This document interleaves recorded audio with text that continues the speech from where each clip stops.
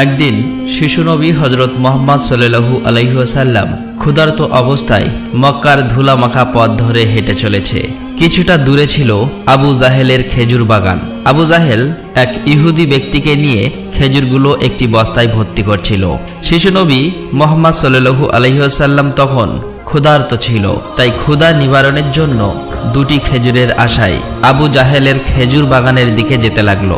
শিশু নবী মুহাম্মদ সাল্লাল্লাহু আলাইহি ওয়াসাল্লাম ধীরে ধীরে সেই খেজুর বাগানে হাজির হলেন এবং আবু জাহেলকে সালাম দিয়ে বিনয়ের সঙ্গে বললেন, চাচা যান, আমার খুব ক্ষুধা পেয়েছে, আমাকে দুটি খেজুর দিতে পারবেন?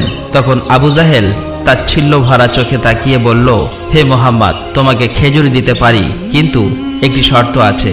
ওই যে ব্যক্তিটি দাঁড়িয়ে আছে তার কাছে বস্তা আছে, ওইগুলো তুমি মাথায় করে নিয়ে আমার বাড়িতে দিয়ে আসো, তাহলে তুমি খেজুর পাবে। তখন শিশু নবী সাথে সাথে ওই ইহুদি ব্যক্তির কাছে চলে গেলেন। ইহুদি লোকটি তাকে অবাক হয়ে দেখে বললেন, হে বালক মুহাম্মদ, তুমি কি জন্য এসেছো?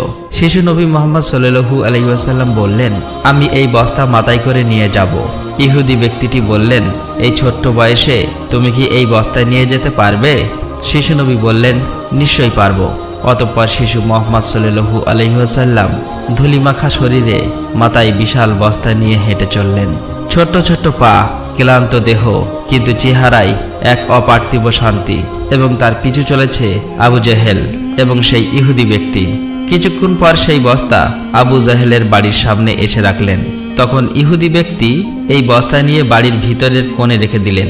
তারপর শিশু নবী হজরত মুহাম্মদ সাল্লাল্লাহু আলাইহি ওয়াসাল্লাম বললেন, চাচা যান, আমাকে খেজুর দেবেন না? তখন আবু জাহেল মাত্র একটি খেজুর দিলেন। তখন শিশু নবী হজরত মুহাম্মদ সাল্লাল্লাহু আলাইহি ওয়াসাল্লাম বললেন, চাচা যান, আর একটি খেজুর দেবেন না? এই নির্দোষ চাওয়াই যেন আবু জাহেলের আগুনে ঘি ঢেলে দিল। সে রেগে গিয়ে হঠাৎ করে একটি প্রচণ্ড থাপ্পড় মারল শিশু মুহাম্মদ সাল্লাল্লাহু আলাইহি ওয়াসাল্লামের গালে। সঙ্গে সঙ্গে সূর্য যেন হঠাৎ ডুবে গেল, আকাশ কেঁদে উঠল, বাতাস স্তব্ধ হয়ে গেল, পাহাড় পর্বত যেন অশ্রু ঝরালো। যে একটি নিষ্পাপ শিশুর উপর এমন অন্যায়! নিষ্ঠুর আবু জাহেল হাসতে হাসতে ঘরে প্রবেশ করল। ঠিক তখনই ঘটল এক অলৌকিক ঘটনা। খেজুর ভর্তি বস্তার মুখ খুলতেই আবু জাহেল হতবাক হয়ে গেলেন। আবু জাহেল দেখল বস্তার সমস্ত খেজুরগুলো ছোট ছোট পাথর হয়ে গেছে। চোখের সামনে এমন অলৌকিক ঘটনা দেখার পর সেই ইহুদি বিস্ময়ে হতবাক হয়ে গেল। এই দৃশ্য দেখে সেই ইহুদি ব্যক্তি থমকে দাঁড়ালেন।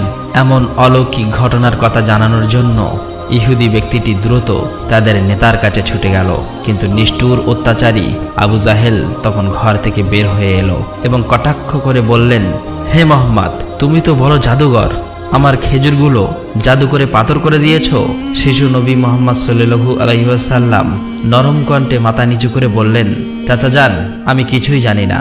এই কথা বলতেই নিষ্ঠুর আবু জাহেল আর একটা চড় মারলেন। চড়ের শব্দে যেন আবারও আকাশ কেঁপে উঠল, পাহাড় স্তব্ধ হয়ে গেল, আর শিশুটির চোখে জমে উঠল এক বিন্দু অশ্রু। কিন্তু কি আশ্চর্য, শিশু মুহাম্মদ শুধু এতটুকুই বললেন, চাচা যান, আপনার হাতে ব্যথা লাগেনি তো? আহা, কি মমতা, কি সহমর্মিতা!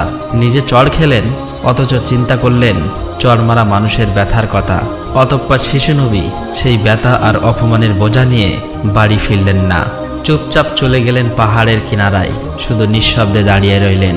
এই ঘটনা দেখে গাছগুলো, পাহাড়গুলো বলতে লাগলো, আহ আফসোস, যাকে না সৃষ্টি করলে এই জমিন, এই আসমান, এই পৃথিবী কিছুই সৃষ্টি হতো না। সেই মহান নবী আজ ক্ষুধার্ত, অপমানিত, অবহেলিত।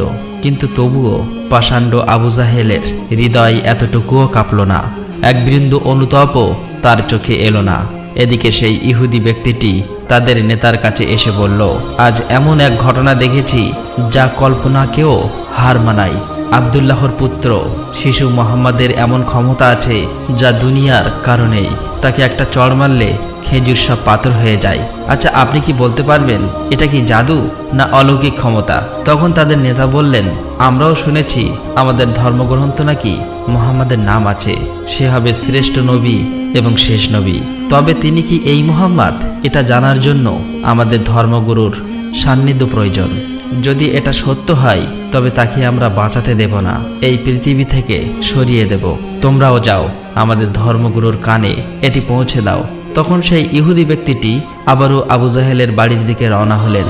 যেতে যেতে সেই খেজুর বাগানের কাছে উপস্থিত হয়ে দেখলেন সমস্ত খেজুর গাছের খেজুর নেই, সব একেবারে পাথর হয়ে গেছে।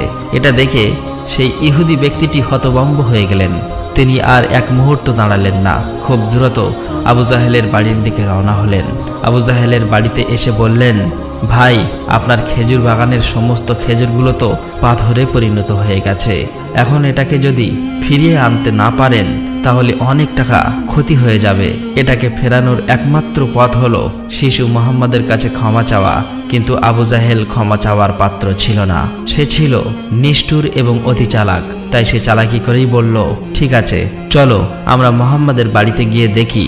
এই বলে তারা শিশু মুহাম্মদ সাল্লাল্লাহু আলাইহি ওয়াসাল্লামের বাড়ির দিকে রওনা হলেন। শিশু মুহাম্মদ সাল্লাল্লাহু আলাইহি ওয়াসাল্লাম থাকতেন চাচা আবু তালেবের সঙ্গে। চাচা আবু তালেব তখন ঘরে একা।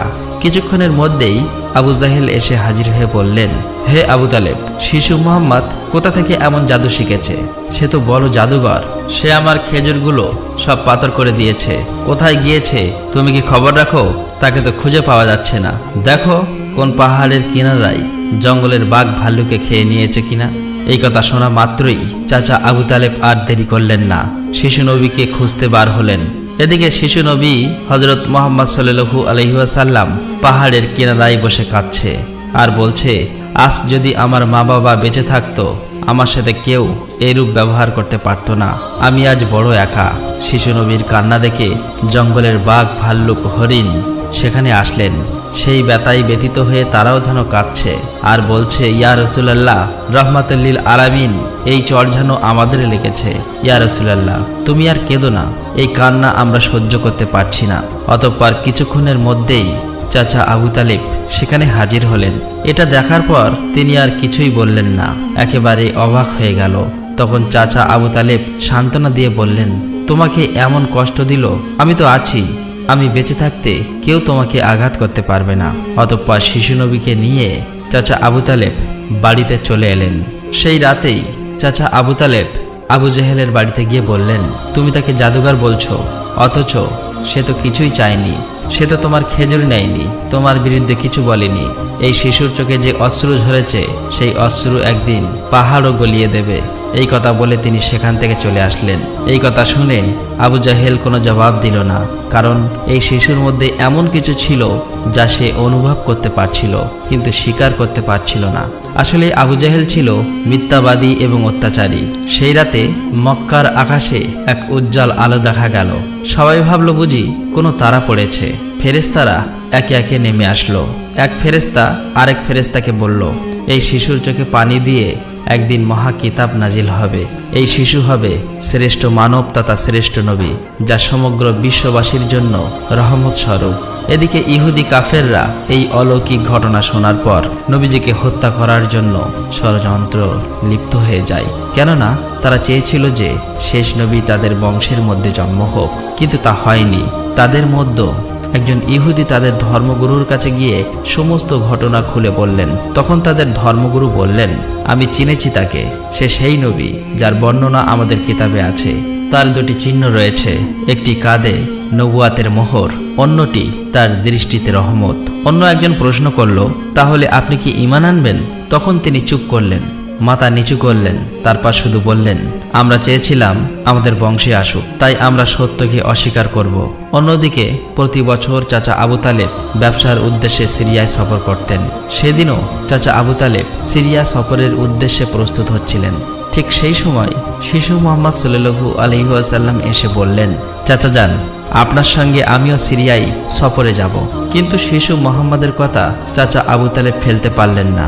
অতঃপর পরের দিন ব্যবসার উদ্দেশ্যে শিশু মুহাম্মাদকে নিয়ে চাচা আবু তালেব সিরিয়া সফরের উদ্দেশ্যে রওনা হলেন। এভাবেই চলতে চলতে কয়েক মঞ্জিল পথ অতিক্রম করার পর বাণিজ্য কাফেলা শাম নামক একটি জায়গায় গিয়ে বিশ্রাম নিচ্ছিলেন। সেখান থেকে কিছুটা দূরে খ্রিস্টানদের একটি গির্জা ছিল। সেই গির্জায় খ্রিস্টানদের একজন ধর্মগুরু ছিল, যে সেই জামানার সবচেয়ে মহাপণ্ডিত ছিল। কাফেলা যখন আবারও চলতে শুরু করলো, তখন ওই খ্রিস্টানদের ধর্মগুরু লক্ষ্য করে দেখল কাফেলার সাথে সাথে যে সোজা শিশু নবী আছে তার ঠিক মাথার উপর একখণ্ড মেঘ আছে। তার মাথার উপর ছায়া দিতে দিতে সরে আসছে। এটা দেখে তিনি অবাক হয়ে গেলেন। খ্রিস্টান ধর্মগুরু খুব শীঘ্রই তাদের ধর্মগ্রন্থ পড়ে বুঝলেন নিশ্চয়ই কাফিলার ভিতরে আখিরি জামানার শেষ নবী রয়েছে। তখন তিনি খুব দ্রুত তাদের একজন লোককে ডাকলেন এবং বললেন, তোমরা যাও, ওই কাফেলার সকলকে ডেকে আনো, তাদেরকে আমরা দাওয়াত খাওয়াবো। এই কথা শুনে তারা সেখানে চলে গেল এবং তাদেরকে বলল, প্রিয় ভাইরা, আমাদের ধর্মগুরু আপনাদের সকলেরই দাওয়াত করেছেন, এই দাওয়াত আপনারা কবুল করুন। অতঃপর কাফেলার সকলেই ওই গির্জায় আসলেন। তারপর খ্রিস্টান ধর্মগুরু কাফেলার সকলকে পেট ভরে খাওয়ালেন। অতঃপর কিছুক্ষণ পর খ্রিস্টান ধর্মগুরু আবু তালেবকে বললেন, হে কাফেলার সর্দার, নিশ্চয়ই এই শিশুর পিতামাতা ইন্তেকাল করেছে। আবু তালেব বললেন, হ্যাঁ, আপনার অনুমান সত্য, তারা ইন্তেকাল করেছে। এখন আমি তাকে লালন পালন করি। তখন খ্রিস্টান ধর্মগুরু বলল, এই কাফেলার সর্দার, শুনে রাখো, আপনার ভাতিজা নিশ্চয়ই আল্লাহর শেষ নবী হবেন। তার পৃষ্ঠদেশে মোহরের নবুয়াত খচিত আছে। তার প্রতি তুমি খুবই সতর্ক দৃষ্টি রাখবে এবং তাকে কোথাও একা যেতে দেবেন না। কেননা ইহুদি নাসারাগণ এটা জানতে পারলে, চিনে ফেললে, তারা শিশু মোহাম্মদকে প্রাণনাশের চেষ্টা করবে, এতে কোনো সন্দেহ নেই। তখন চাচা আবু তালেব বললেন, আপনি এই খবর জানেন কিভাবে? খ্রিস্টান ধর্মগুরু বললেন, আমি তৌরাত কিতাবে এই ঘটনার বর্ণনা পেয়েছি। তুমি যাও, তোমার ভাতিজাকে এখানে ডেকে আনো। তখন চাচা আবু তালেব শিশু মোহাম্মদকে সেখানে আনার জন্য চলে গেলেন। কিছুক্ষণ পর খ্রিস্টান ধর্মগুরু দেখলেন আবার একটি কাফেলা রওনা হচ্ছে। তখন খ্রিস্টান ধর্মগুরু সেখানে গেলেন এবং তাদেরকে জিজ্ঞাসা করলেন, আপনারা কারা আর কোথায়, কি জন্যই বা যাচ্ছ? তখন তারা উত্তর দিল, আমরা রোম দেশের সৈন্য। আমাদের বাদশাহ আমাদেরকে পাঠিয়েছে যে দুনিয়াতে নাকি আখিরি নবীর আবির্ভাব হয়েছে অনেকদিন আগেই। আমরা তার সন্ধান করছি, তাকে খুঁজে ফেলে হত্যা করে দেব। আপনি কি তার কোনো সন্ধান দিতে পারবেন? তখন খ্রিস্টান ধর্মগুরু বলল, তোমরা বৃথাই তাকে খুঁজে